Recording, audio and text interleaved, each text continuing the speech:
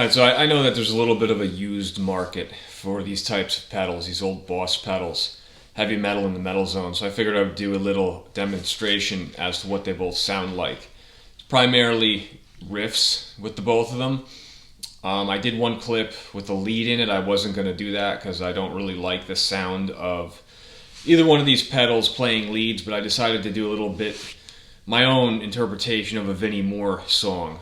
That's going to be coming up, using 3 different presets from the metal zone, and I'm going to isolate clips using each one following that, to hear what they sound like riff wise.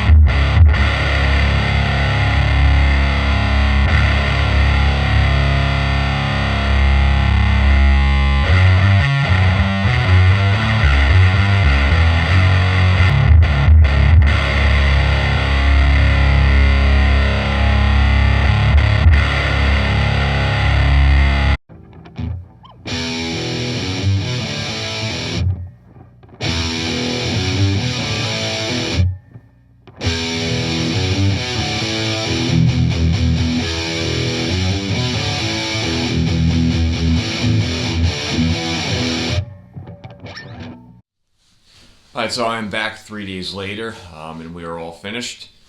I'm going to put a picture up on the screen to block that light that's reflecting on there, because I know that that's got to be annoying to viewers. But anyway, yeah, I kind of backloaded this video, where I think some of the best stuff is towards the end.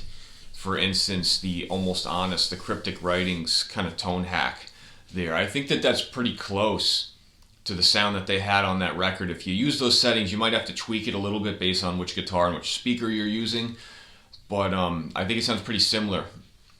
From what I understand, they were mixing a Marshall preamp, I think it was the JMP1, with a PV50-150, which, this is late 90s, so that would make sense. That was really popular gear up to that point. But yeah, I'm going to put, after I'm done talking here, which is not going to be long, I'm going to put some isolated chugs near the end so you can hear the pedals, these each by themselves, because what you heard in the intro was them both combined.